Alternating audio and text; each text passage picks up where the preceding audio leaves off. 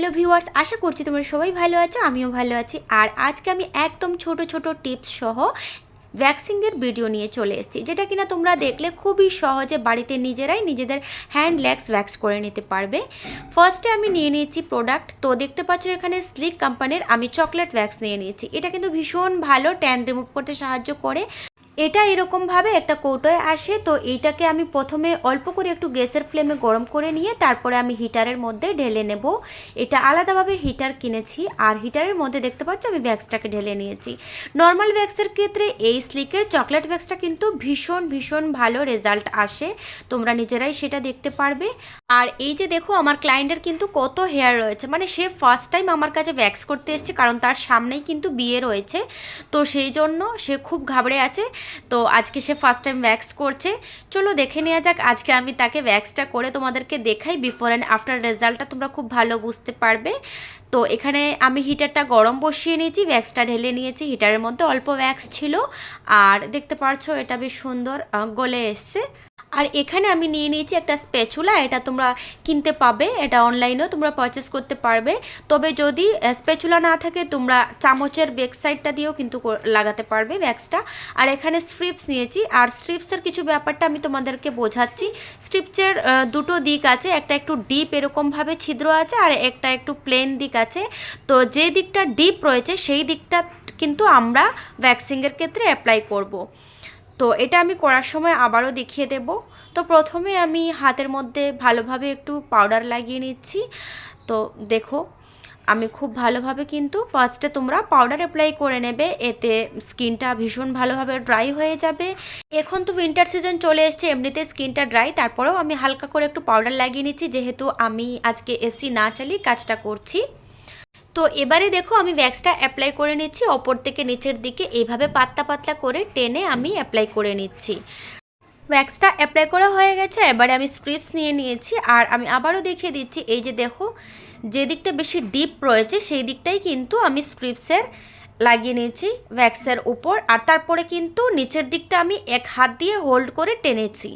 Vax করাটা দেখলে মনে হয় অনেক বেশি সহজ, কিন্তু কিছু কিছু টেকনিক আছে যেগুলো অনেকেই আমি দেখেছি ফলো করে না।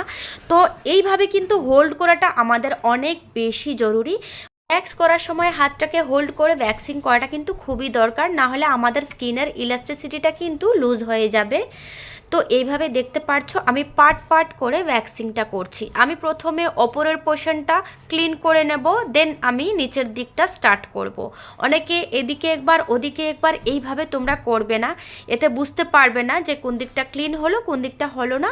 তো সেই জন্য আমি পরপর পার্ট বললাম। এই যে আমি পুরো পার্টটা করে নিয়েছি, ওপর থেকে এই পর্যন্ত আমি হাফ পোর্শনটা এইভাবে করে নিয়েছি, আর একদম নিচের দিক যেটা থাকবে সেটা আমি হাতটাকে ওপর করার পরে আমি ওটা তুলে দেব।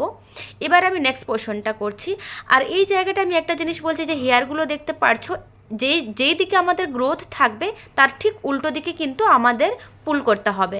আমাদের হাতের কনুইয়ের নিচে যে জায়গাটা আছে সেই জায়গায় আমাদের হেয়ার সব থেকে বেশি থাকে, আর সেই জায়গার হেয়ারটা অনেক বার করে তুলতে হয়। ঠিকঠাকভাবে তুললে কিন্তু একবারেই জায়গাটা ক্লিন হয়ে যায়।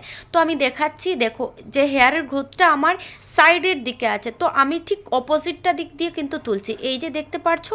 আর একেবারেই কিন্তু পুরো জায়গাটা ক্লিন হয়ে যাচ্ছে, একদম পরিষ্কার হয়ে গেছে। এইটা আমাকে দুবার করে অ্যাপ্লাই করার কোনো প্রয়োজনও পড়বে না। এবার আমি যদি এটাকে স্ট্রেটভাবে লাগিয়ে স্ট্রেটভাবে তুলতাম তাহলে কিন্তু আমাদের হেয়ারগুলো ভেঙে ভেঙে চলে আসতো।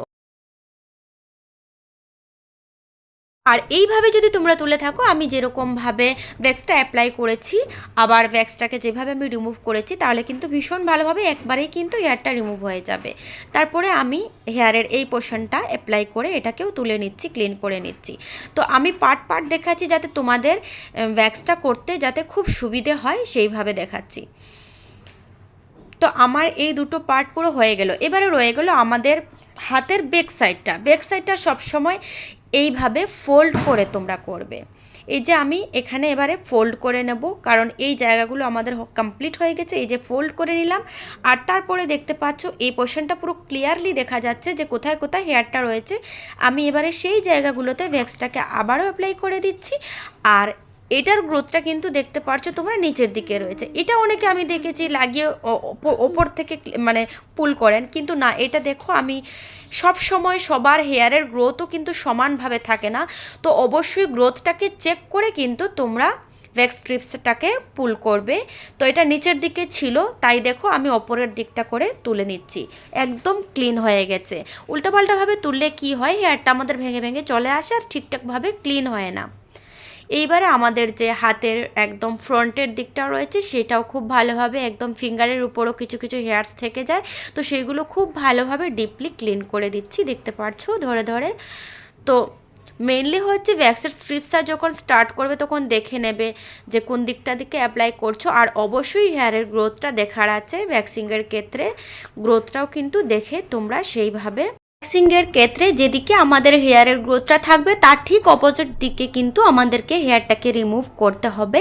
আর এখানে আমি আরেকটা জিনিস বলবো, অনেকের ফার্স্ট টাইম ভ্যাক্স করার পরে কিন্তু খুব বেশি র্যাশেস দেখা দেয়, তো এটা কিন্তু একদম নর্মাল একটা ব্যাপার, এটাতে ঘাবড়ানোর কিছু নেই। এরকম যদি হয়ে থাকে তাহলে ক্লায়েন্টকে বলবে আপনি বেশি বেশি করে আইস ডলুন আর একটুখানি সুদল লাগিয়ে রাখতে, তাহলে কিন্তু এটা 4-5 ঘন্টার মধ্যে ঠিক হয়ে যায়। আমার অলমোস্ট কিন্তু দুটো হাতই করা কমপ্লিট হয়ে গেছে, আর রেজাল্ট তো তোমরা দেখে বুঝতেই পারছো। ভালো লেগে থাকলে ভিডিওটি প্লিজ একটি লাইক, কমেন্ট, শেয়ার আর অবশ্যই চ্যানেলটিকে একটি সাবস্ক্রাইব করে দিও। আর আজকের মতো এখানে বিদায় নিচ্ছি, নেক্সট ভিডিও নিয়ে আবারও খুব তাড়াতাড়ি চলে আসবো। সবাই ভালো থেকো, সুস্থ থেকো, টাটা।